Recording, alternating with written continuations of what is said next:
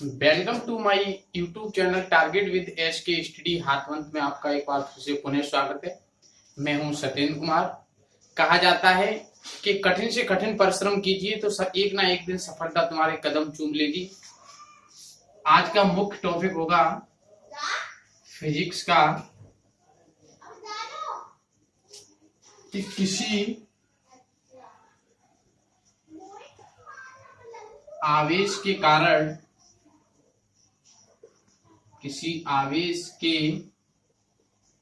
कारण उत्पन्न विद्युत क्षेत्र की तीव्रता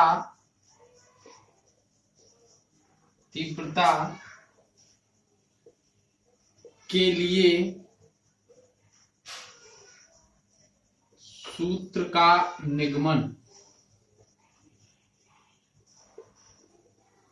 देखिए, ये हमारी मुख्य हेडिंग है कि किसी आवेश के कारण उत्पन्न विद्युत क्षेत्र की तीव्रता के लिए सूत्र का निगमन, या किसी आवेश के कारण उत्पन्न विद्युत क्षेत्र की तीव्रता। देखिए, विद्युत क्षेत्र की तीव्रता की जो डेफिनेशन है मैं आपको पिछले लेक्चर में बता चुका हूं कि विद्युत क्षेत्र की तीव्रता क्या होती है, और आपको मैं ये भी बता चुका हूं कि आवेश की स्थिति क्या होती है, स्रोत आवेश और परीक्षण आवेश दोनों की कंडीशन से मैं बता चुका हूं कि विद्युत क्षेत्र की तीव्रता क्या होती है। तो देखिए, ये कोई बिंदु O है और इस पर एक Q आवेश रखा है। बिंदु O से R दूरी पर कोई बिंदु P है जिस पर एक हमने परीक्षण आवेश रख दिया Q0। इसको परीक्षण आवेश बोलते हैं और इसको स्रोत आवेश बोलते हैं। यहां पर एक बिंदु दे रहा हूं X। ये देखिए, पहले आप इसकी डेफिनेशन सुन लीजिए। माना बिंदु O एक समान विद्युत क्षेत्र में स्थित है जिस पर प्लस Q आवेश उपस्थित है। बिंदु O से R दूरी पर कोई बिंदु P है जिस पर हमें विद्युत क्षेत्र की तीव्रता की गणना करनी है। विद्युत क्षेत्र की तीव्रता की गणना करनी है तो आप सदैव ध्यान रखना, अगर किए गए कार्य की गणना करें या विद्युत स्थितिज ऊर्जा की गणना करें या किसी भी भौतिक राशि की जब भी आप गणना करेंगे तो आप उसके लिए परीक्षण आवेश लेना पड़ेगा। तो हमने बिंदु P पर एक परीक्षण आवेश Q0 मान लिया। अब आपको ये पता है कि जब दो आवेश, आपको पहले लेक्चर में मैं बता चुका था कूलाम का नियम, अगर दो आवेश अल्प दूरी पर रखे हों तो उनके मध्य आकर्षण या प्रतिकर्षण बल कार्य करता है। तुम्हें पता है एक आवेश Q है और ये आवेश Q0 है, दोनों R दूरी पर रखे हुए हैं तो कूलाम का नियम सेटिस्फाई कर रहे हैं। अब देखिए, यहां से अगर इसकी परिभाषा आप बनाते हैं तो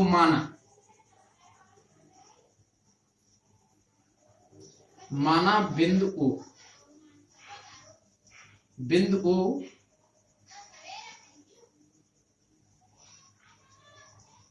एक समान विद्युत क्षेत्र के ऐसे माध्यम में रखा है,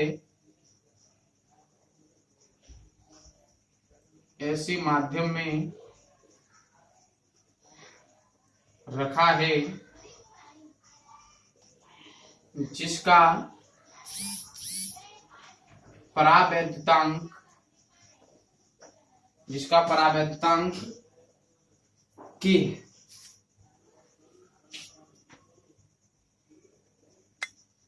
इस पर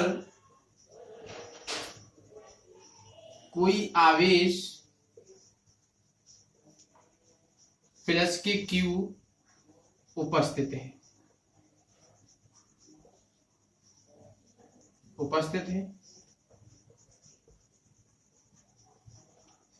बिंदु O से स्मॉल r दूरी पर कोई बिंदु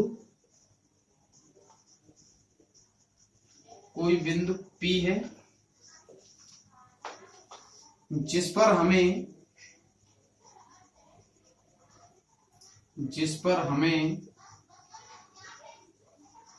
विद्युत क्षेत्र की तीव्रता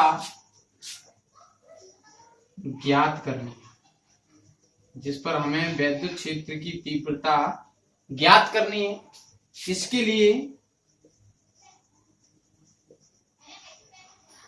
इसके लिए हम बिंदु P पर एक अन्य आवेश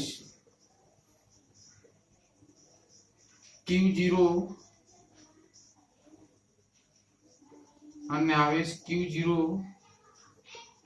मान लेते, तब इन दोनों आवेशों के मध्य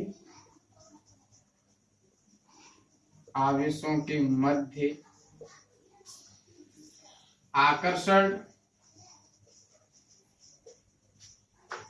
या प्रतिकर्षण बल कार्य करता है।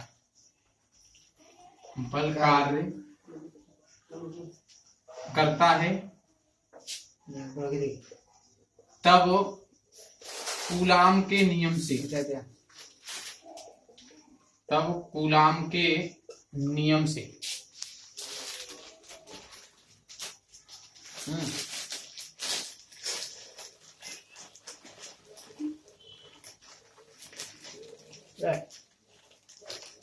F बराबर 1/4 पाई एप्सिलॉन 0 के Q0 अपॉन R, ये लगने वाला बल कूलाम के नियम से।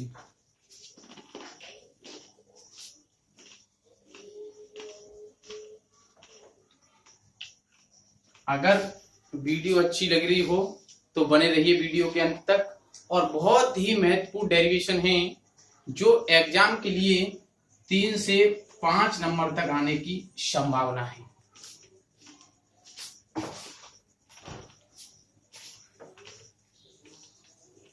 बने रहिए वीडियो के अंत तक। अब देखिए वैद्युत क्षेत्र की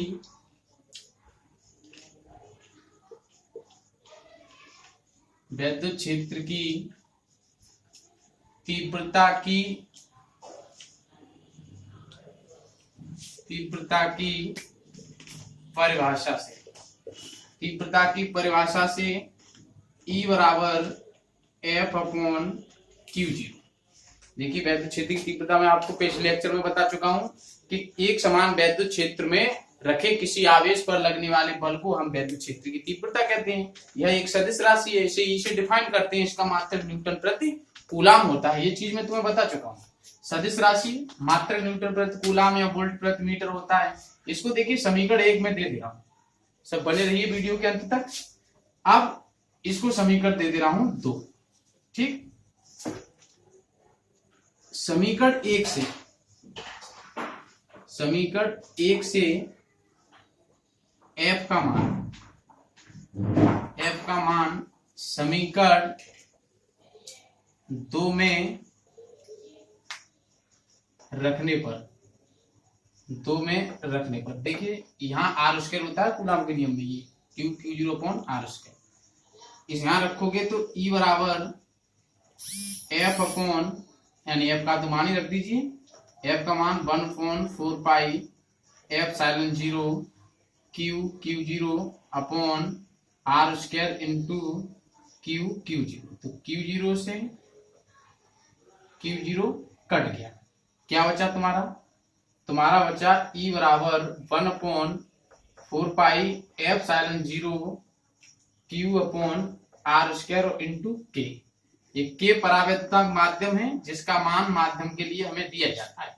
यदि माध्यम बाह्य या निर्वात हो तो K का मान हमारा 1 होता है। यानी यहां लिख दे रहा हूं बाह्य या निर्वात के लिए K बराबर 1। देखिए E बराबर 1/4 pi epsilon 0 K into Q upon R square. ये हमारी वैद्युत क्षेत्र की तीव्रता के लिए सूत्र का निगमन हो चुका। बोर्ड एग्जाम के लिए क्वेश्चन 3 से 5 नंबर तक है। देखिए, वीडियो को अंत तक जरूर देखिएगा। अगर वीडियो एक बार अच्छी लगी हो तो लाइक और शेयर जरूर कीजिएगा। धन्यवाद। मिलते हैं अगले लेक्चर में।